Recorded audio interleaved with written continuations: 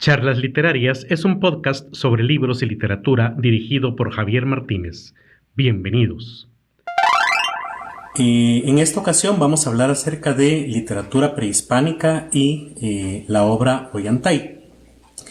Debemos comenzar por hablar sobre qué es la literatura prehispánica y más o menos qué tipo de documentos son los que incluye. Debemos comenzar por comprender que no todo lo prehispánico aborda siempre las mismas fechas. Obviamente el nombre nos lo dice, todo lo que ocurrió antes de la invasión española, o descubrimiento, conquista, como quieran llamarlo. Hay varias corrientes teóricas, las más modernas la llaman invasión, al final de cuentas eso fue. Y entonces sería todo lo anterior a 1492, obviamente el año en el que se descubre América. Sin embargo, obviamente los españoles van yendo hacia el sur en diferentes épocas y sabemos que para el caso de Centroamérica estamos hablando más o menos del siglo XVI, inicios en la primera mitad, 1530, cuando Pedro de Alvarado llega junto con su hermano Jorge a lo que después sería el reino de Guatemala, ¿verdad? Es importante recordar que aunque en la historia recordamos a Pedro de Alvarado, realmente quien jugó el papel importante en la conquista de Centroamérica fue más que nada, y sobre todo de Guatemala, fue su hermano Jorge de Alvarado, mientras que Pedro seguía viajando hacia el sur esperando encontrar Suramérica o El Dorado, y bueno, por ahí se les adelantan otros españoles. Lo que interesa entonces es que por literatura prehispánica vamos a comprender todo lo que se haya escrito en teoría antes de 1530. Lamentablemente tenemos muy poco de ese material. Ya sabemos que la mayoría de códices que fueron escritos antes de la llegada de los españoles fueron quemados por Diego de Landa en 1562, suponiendo que eran textos de brujería, textos que iban en contra de la enseñanza del cristianismo o que de hecho dificultaban hacerlo. De hecho, esta quema fue en un pueblo que se llama Maní, en Yucatán. Algunas crónicas de la época incluso mencionan que algunos españoles incluso lloraron al ver la cantidad de documentos que fueron quemados en esa ocasión, ¿verdad? Eran, según dicen ellos, piras que medían inmensamente, seguramente, hasta donde recuerdo, creo que incluso decían que eran casi que 2 pisos de alto. Y no fue una sola pira, sino que fueron varias, ¿verdad? Entonces, en una sola noche, la noche del 12 de julio de 1562, América pierde prácticamente toda su historia escrita. Ahora bien, ¿qué es lo que realmente nos queda hoy y que sepamos que es 100% prehispánico? O sea, que no tuvo ningún contacto con los españoles y por ende que no tiene ninguna posible carga cristiana después de estas épocas. Realmente en toda América Latina solo quedan 2 documentos de ese tipo, ¿verdad? Uno es el lienzo de Cuauhquecholan, que fue restaurado hace pocos años por la Universidad Marroquín, y este no es un libro en sí, sino que de hecho representa, por cierto, la importancia de la oralidad para la literatura prehispánica. Y de hecho para muchos tipos de literatura la oralidad es la base o el nacimiento de prácticamente toda tradición literaria. En este caso, el lienzo de Cuauhquecholan es un documento que firman estos, que pintan, porque realmente es un cuadro, los indígenas de este pueblo de Cholula, que actualmente se conoce como Puebla, donde dejan por escrito su travesía junto con los 2 personajes que ya mencioné, Jorge y Pedro de Alvarado, para la conquista de Guatemala. De hecho, es un documento bastante interesante porque era una especie de ayuda visual pensémoslo así o comparémoslo como una especie de diapositiva actualmente, donde ellos apuntaban lo más importante: de dónde salieron, más o menos cuántos iban, qué camino tomaron, qué pueblos encontraron, qué sucedió en cada uno de esos pueblos o qué tipo de dificultades enfrentaron. Se encuentran ahí muchos asentados, ¿verdad? Muchos nombres de ciudades prehispánicas o de lugares también, qué les sucedió, los mercados que encontraron, los hechos geográficos que tuvieron que atravesar para llegar a Guatemala y prácticamente toda su travesía, ¿verdad? Entonces, este documento, el lienzo de Cuauhquecholan, es realmente una ayuda pictórica para que los narradores de tradición oral recordaran el orden de los eventos, algunos nombres de ciudades importantes, algunas fechas también, por ejemplo, algunos personajes relevantes en el relato, pero no es en sí un documento escrito, aunque sí contiene algunos glifos. Hablando de glifos, resulta importante y hasta cierto punto un poquito paradójico que el mismo sacerdote, Fray Diego de Landa, que fue el culpable o el encargado de promover esta quema de códices, es al mismo tiempo la persona a quien se le debe, por así decirlo, el lograr haber entendido los glifos mayas, porque aunque él estaba consciente, o él pensaba, perdón, que estos documentos podían llegar a ser una dificultad para convencer o para cristianizar a los grupos indígenas, también se interesó por entender qué era lo que decían. Y en ese caso, él escribe un vocabulario donde explica cómo se utilizan estos glifos, de qué manera se pueden leer, cómo llegan a convertirse fonéticamente en palabras, y ese documento, ese silabario que él escribió en el siglo XVI, sirvió posteriormente a los epigrafistas, para comprender mejor cómo se pueden leer los glifos mayas. Ok, decía que entonces tenemos un documento que es 100% prehispánico, que representa cómo era la tradición prehispánica en el caso del lienzo de Cuauhquecholan, y el otro documento que tenemos es el Rabinal-Achí. Ese documento sabemos también que es 100% prehispánico. Primero, porque se mantuvo también gracias a la tradición oral, representándose continuamente año con año en el pueblo de Rabinal. Es realmente ya hasta en el siglo XX donde nos damos cuenta que este documento tiene esta gran importancia, y además es una obra de teatro y de danza al mismo tiempo.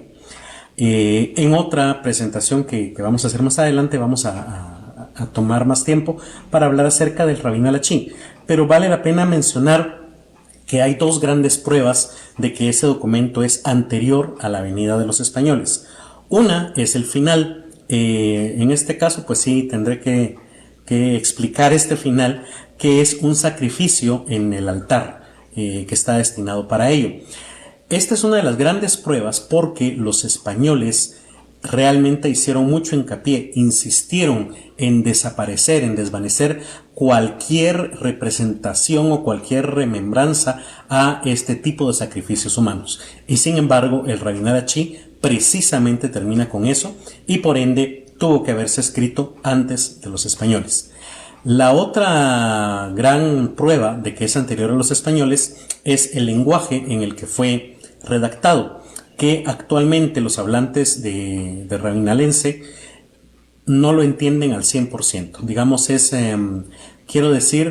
les representa la misma dificultad que a nosotros hoy en el 2020 nos representaría leer el miocid, por ejemplo, ¿verdad? Hay muchas palabras que ya cayeron en desuso, estructuras gramaticales que ya no se utilizan, palabras que se perdieron y que totalmente cayeron ya son arqueísmos, ¿verdad?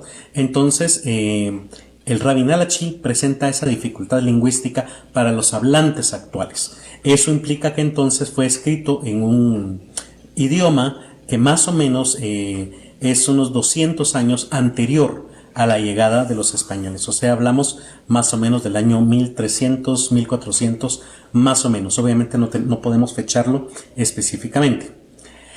Entonces, si estos dos documentos, o si de hecho el Rabinal Achí es el único que podemos asegurar 100% que es prehispánico, ¿qué pasa con el otro montón de libros que conocemos como literatura prehispánica y en el cual entra el Ollantay y que seguramente también se estarán preguntando por el Popol Vuh, que para nosotros en Guatemala es uno de los más importantes?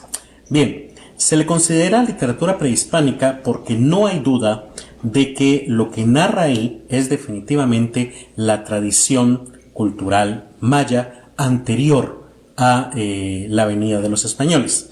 De hecho, está la prueba de este bajo relieve que fue descubierto hace poco de Hunahpu Xbalanque, que es la prueba total, final y absoluta de que este relato es siglos anterior a la venida de los españoles. Sin embargo, sí sabemos que fue escrito después de la venida de los españoles.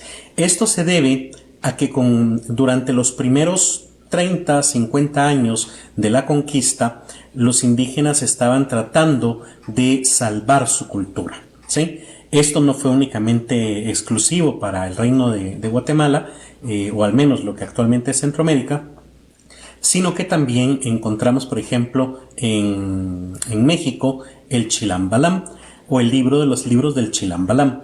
El nombre lo dice, eso del libro de los libros, lo que quiere decir es un compendio de pequeños libros. El más famoso se supone que fue escrito por el sacerdote Chilam Balam, que se supone también que fue quien predijo la venida de los españoles a América, y en sí todo ese pequeño libro habla acerca de profecías. Sin embargo, en otros pueblos como Chumayel, Cahuá, Ixil, Maní, Tizimín, se escribieron otros pequeños documentos con el afán de recuperar o salvar lo que quedaba de la cultura maya. Por ejemplo, en algunos se dedicaron únicamente a escribir la historia de su propio pueblo, ¿verdad? Quienes habían sido de la nobleza, quienes habían sido sacerdotes destacados. En otros documentos, en otro pueblo, lograron registrar, por ejemplo, algunas recetas para medicinas, herbolaria, qué tipo de plantas se utilizaban, y entonces cada uno de esos documentos trata de rescatar lo que el autor, que por supuesto hoy es anónimo, recordaba de su propia cultura para dejarlo plasmado para futuras generaciones. Posteriormente, estos pequeños libros fueron reunidos por diferentes personas y ya fueron unificados en lo que hoy conocemos como Chilam Balam, ¿verdad?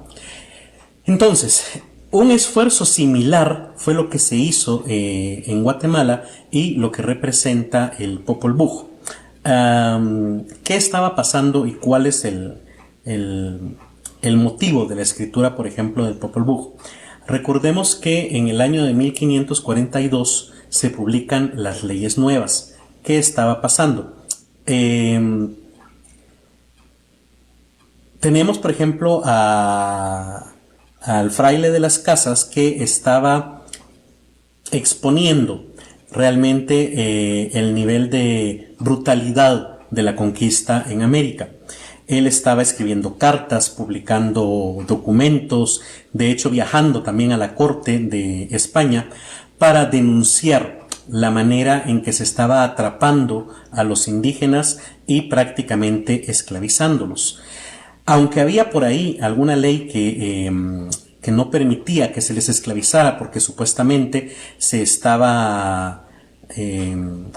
les tenía que tomar como posibles cristianos y eso hacía imposible que se les esclavizara, simplemente le cambiaban el nombre, decía el mismo de las casas, y en la práctica era lo mismo que la esclavitud.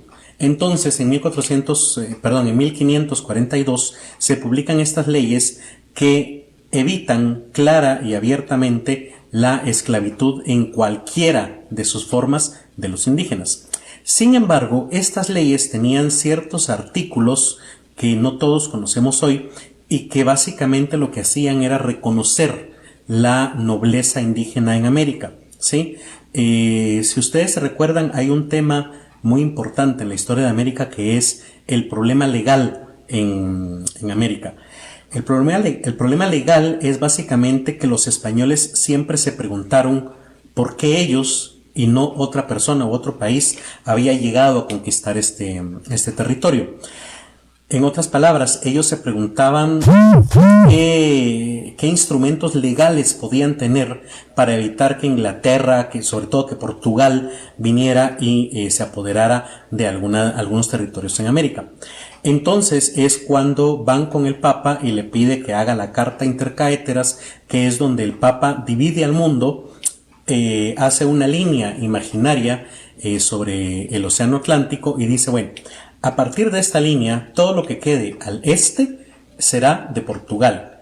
Prácticamente lo que estaba diciendo era que toda África y lo que fueran descubriendo de África era para Portugal. Y lo que esté al oeste de esta línea va a ser para España.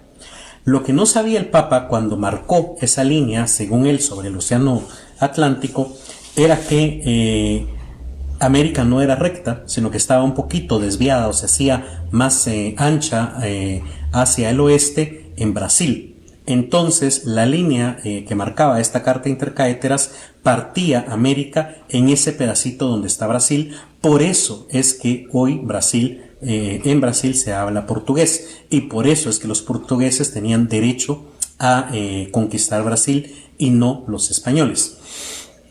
Lo importante aquí es que entonces los españoles lo que hacen es pensar, bueno, América es algo así como un tremendo lote baldío, según ellos, ¿verdad? Donde no hay un dueño de la tierra. Si Dios creó la tierra, entonces Él es el único dueño de ese territorio. Y el representante de Dios en la tierra va a ser el Papa. Y entonces el Papa es quien puede otorgarle al rey de España esta tierra.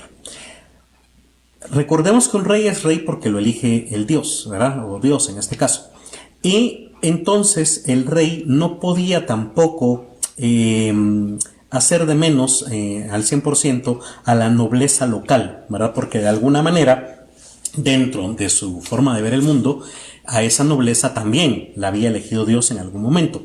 Entonces, en estas leyes nuevas de 1542, reconoce la nobleza de los indígenas y su derecho a no ser esclavizados, pero concretamente a quienes lograran demostrar que habían sido nobles antes de la venida de los españoles se le daban ciertos privilegios. Uno de esos privilegios era, por ejemplo, tener servidumbre, ¿sí? Otro privilegio era que podían cobrar algún tipo de impuesto en sus pueblos, ¿verdad? Esos eran los dos privilegios que más le interesaba a la gente aquí. Había otros, como por ejemplo que podían vestirse como españoles, podían portar espada y podían montar caballo, ¿verdad? Esos eran total y absolutamente intrascendentes. Lo que quería la gente era demostrar que habían sido nobles antes de la venida de los españoles para poder tener servidumbre y para cobrar algunos impuestos que eran bajos y eran prácticamente intrascendentes frente a los impuestos que cobraba la corona española, pero era una ayuda. Entonces, muchos indígenas intentaron demostrarlo. Ahora bien, ¿cómo demuestro yo que yo sí era noble antes de la llegada de los españoles? Entonces es cuando se empiezan a escribir memoriales, ¿sí? Por eso tenemos ese nombre, por ejemplo, del Memorial de Sololá. No se refiere a que sea una memoria, sino que se refiere a que es un documento como los que escriben actualmente los notarios y los abogados y que se presentan ante un tribunal. ¿Sí? Eran cartas dirigidas al rey o a algún tipo de autoridad española donde se le contaba la historia de la familia o del pueblo, identificando quiénes eran los nobles de ese territorio. Pero vuelvo a lo mismo. Si yo soy noble, tengo que explicarle por qué soy noble. Y entonces, la única elección de noble fue hecha por los dioses. Así que eventualmente en alguna parte del documento tengo que terminar involucrándome con los dioses.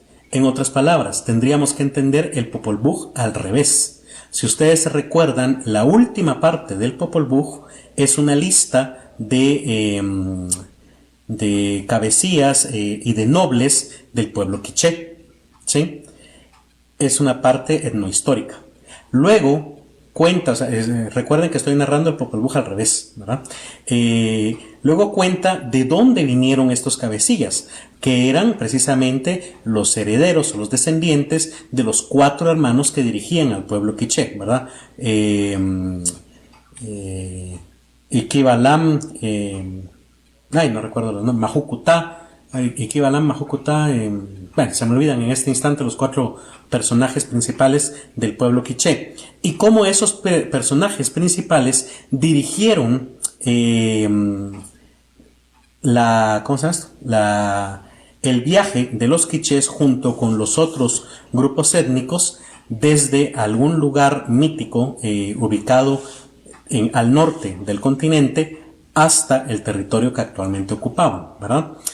Y luego esos personajes que salieron de debajo de la tierra y que se le fueron sumando a los quichés en su travesía, ¿de dónde salieron? Bueno, salieron porque Hunahpu e Xbalanque habían limpiado al mundo de los dioses, de los monstruos en algunas traducciones, o de los personajes mitológicos como Bukub-Kakish, por ejemplo, o como Sipna, que no eran seres humanos, sino eran personajes más bien monstruosos, por ejemplo, ¿verdad?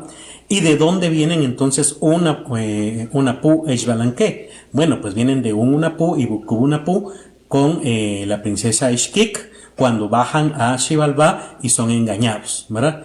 ¿Y por qué bajan a Xibalbá? Porque ellos vienen entonces de la estirpe de los dioses que habían creado el mundo, concretamente el último de los grupos de los hombres de maíz, ¿verdad? Y llegamos hasta Corazón del Cielo, cuando decide crear el mundo, ¿verdad? Entonces es eso el Popol Vuh, es un documento que demuestra la línea directa, el linaje de los últimos líderes, que por cierto eran de apellido Cahuec, quichés, remontándose hasta personajes mitológicos y eventualmente también al panteón quiché, ¿verdad? Entonces, este es el problema de la literatura prehispánica. Realmente fue escrita durante los primeros años de la conquista, o sea, durante la primera mitad del siglo XVI, en el caso del Reino de Guatemala, y incluso toda fue escrita en alfabeto europeo, ¿verdad? En el alfabeto que trajeron los españoles, aunque claro, en su respectivo idioma maya, si era el caso, ¿verdad? Y vuelvo a retomar, realmente el único libro 100% prehispánico que fue escrito antes de la llegada de los españoles es el Rabinal Achí. Luego tenemos que hablar ahora acerca de Ollantay, que al igual que el Rabinal Achí es una obra dramática. Recordemos que drama quiere decir teatro, ¿sí? Es una mala interpretación que con el tiempo hemos hecho de que dramático significa algo trágico, ¿sí? Lo trágico quiere decir que el personaje principal no tiene un final feliz, mientras que dramático implica que la obra tiene una finalidad concreta y es ser montada en escena, ¿verdad? Entonces, Ollantay es una obra dramática. En este caso ya no estamos hablando de literatura maya, sino que estamos hablando de literatura quechua, ¿verdad? Y el texto original es del siglo XVIII. Bueno, ojo, la copia más antigua que se tiene, quiero decir, es del siglo XVIII, o sea, 1700 y pico, y estaba en poder del sacerdote Antonio Valdés, ¿sí? Ahora bien, el problema con el Ollantay es que hay varias dudas acerca de su origen. Una de ellas, una teoría acerca de su origen es que es 100% inca, ¿sí? O quechua. Los argumentos que se dan es que presenta una gran cantidad de escenarios en una sola obra teatral. De hecho, representa 15 lugares, algo que sería bastante difícil de llevar a cabo en escena y que no era una tradición europea, que para ese entonces el teatro estaba bastante de moda y pues tomaban en cuenta aspectos prácticos como la cantidad de escenarios que tendrían que montarse para narrar una escena. Otra de las características es la época que se narra, que es completamente prehispánica, los personajes y sus nombres, que también son completamente incas, y por supuesto el idioma en el que está escrito, aunque al igual que en los casos de los textos prehispánicos de Centroamérica, está escrito con el alfabeto español, pero para que se pronuncie como en quechua. Entonces, esos son los argumentos que dan las personas que aseguran que el Ollantay sí es una obra hispánica. Sin embargo, hay personas, estudiosos, que dicen que no, que seguramente es una obra de algún español que se basó en algún mito, claro, respaldado por todo el oro que se habían llevado de América, pero el punto es que había mucha producción artística y especialmente teatral. Entonces, esta teoría dice que algún español de los conquistadores y primeros colonos en América escuchó el mito y decidió escribir su propia versión de la obra. Lo que se basan en esta idea o el argumento que dan es, uno, el personaje del gracioso, el cómico, ¿sí?